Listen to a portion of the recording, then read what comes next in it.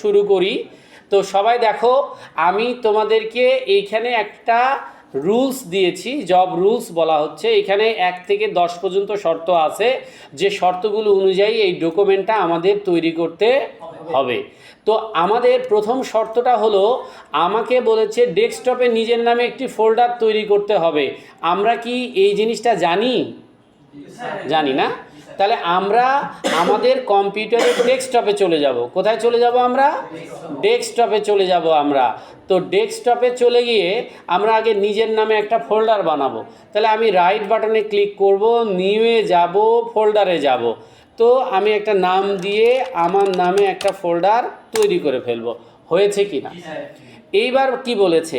এইবার বলেছে যে এই ফোল্ডারের ভেতরে একটা কি করতে হবে? এমএস ওয়ার্ডের ফাইল তৈরি করতে হবে, তার নাম হবে অ্যাপ্লিকেশন। বোঝা গেছে কি? আচ্ছা, তাহলে সেটা কিভাবে হবে? সেটা হলো ফোল্ডারের ভেতরে ঢুকতে হবে, রাইট বাটনে ক্লিক করতে হবে। আচ্ছা, কেউ যদি ওয়ার্ড ওপেন করে ফাইল থেকে সেভে এসে এর ভেতরে সেভ করা হবে না? হবে, একই জিনিস। তো অত দূর যাওয়ার দরকার নাই। এই যে নিউয়ে যাবে, তারপরে এই যে ওয়ার্ড ডকুমেন্টে যাবে, যাওয়ার পরে নাম লিখবে APPLICATION। তোমরা কি পদ্ধতিতে করছো? এই যে অ্যাপ্লিকেশন নামে একটা ফাইল তৈরি করতে হবে। তো আমি শেখাচ্ছি কি আমি আসলে, তো এই যে অ্যাপ্লিকেশন নামে একটা ফাইল তৈরি করতে হবে, এইবার ফাইলটা ওপেন করতে হবে। ফাইলটা কি করতে হবে? ওপেন করতে হবে। ওপেন করে কিছুই করার দরকার নাই, অ্যাপ্লিকেশনটা লিখতে হবে। এই যে দেখো, এখানে বলাই আছে যে এরপর অ্যাপ্লিকেশনটি লিখতে হবে। আমি যেভাবে দেখাচ্ছি এভাবে করবে, তাহলে আর ভুল হবে না। অ্যাপ্লিকেশনটা লিখবো। তো আমি ভিডিওটা বড় করব না, তাই আমি কপি পেস্ট করলাম। কি করলাম? আমি কপি করে পেস্ট করলাম। লেখা তো আর তোমাদের শেখাতে হচ্ছে না, শেখাতে হচ্ছে কি? হচ্ছে না। তাহলে যেহেতু লেখা শেখাতে হচ্ছে না, তাহলে আমি অ্যাপ্লিকেশনটা এখানে পেস্ট করে ফেললাম। এটা নর্মালি এরকম থাকবে, এই যে নর্মালি এই যে এরকম থাকবে, এটা লিখলে এরকম হওয়ার কথা, তাই না? এরকম হয়ে গেলে এখন আমি কি করব? ওই ফাইলে কি কি শর্ত বলেছে সে অনুযায়ী কাজ করব। ফন্ট কি বলেছে? এরিয়াল। তাহলে আমি আমার ফাইলে গিয়ে আমি কন্ট্রোল-A দিয়ে পুরো ফাইলটাকে সিলেক্ট করে নিব। নিয়ে আমি ফন্টে গিয়ে এটাকে কি করে দিব? এরিয়াল করে দিব। ফন্ট সাইজটা কত বলছে? 14। তাহলে এখানে আমি কি করব? 14 করে দিব। হয়েছে? এইবার কে বললো এরিয়াল হয়নি? দেখাই যাচ্ছে এরিয়াল, এই যে এরিয়াল দেখাই যাচ্ছে। তো হয়েছে কিনা এখানে বুঝতে পারবে। আচ্ছা, এইবার কি বলছে?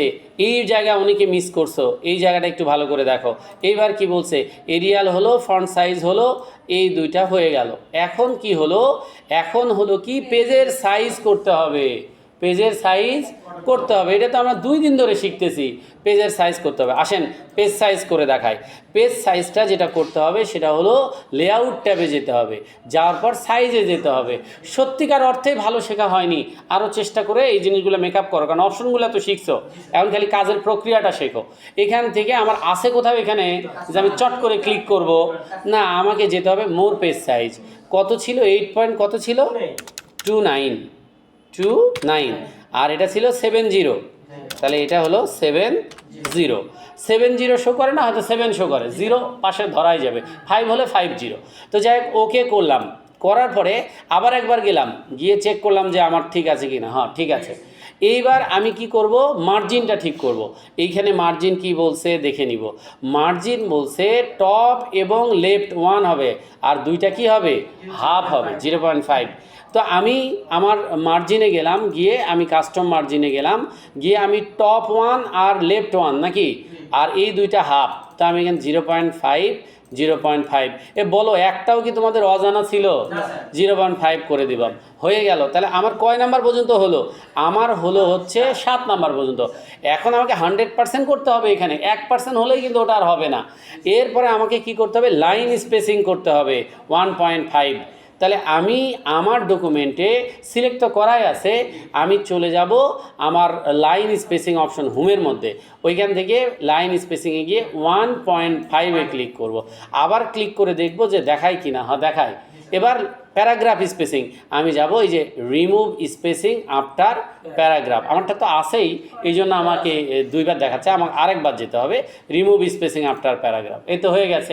এখন অ্যাজ পার স্যাম্পল বলে স্যাম্পলে এটা হলো জাস্টিফাই আছে, তাহলে আমার পুরা লেখাটা সিলেক্ট করে আমার কি হবে, জাস্টিফাই হবে।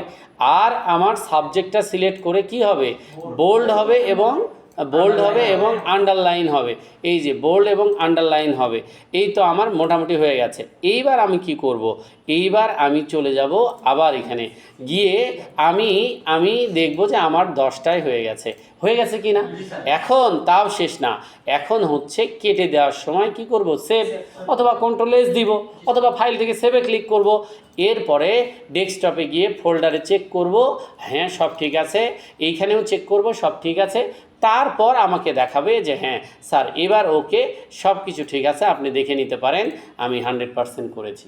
বোঝা গেছে কি? এর সঙ্গে কালকে আবার নতুন কিছু শর্ত যোগ হবে।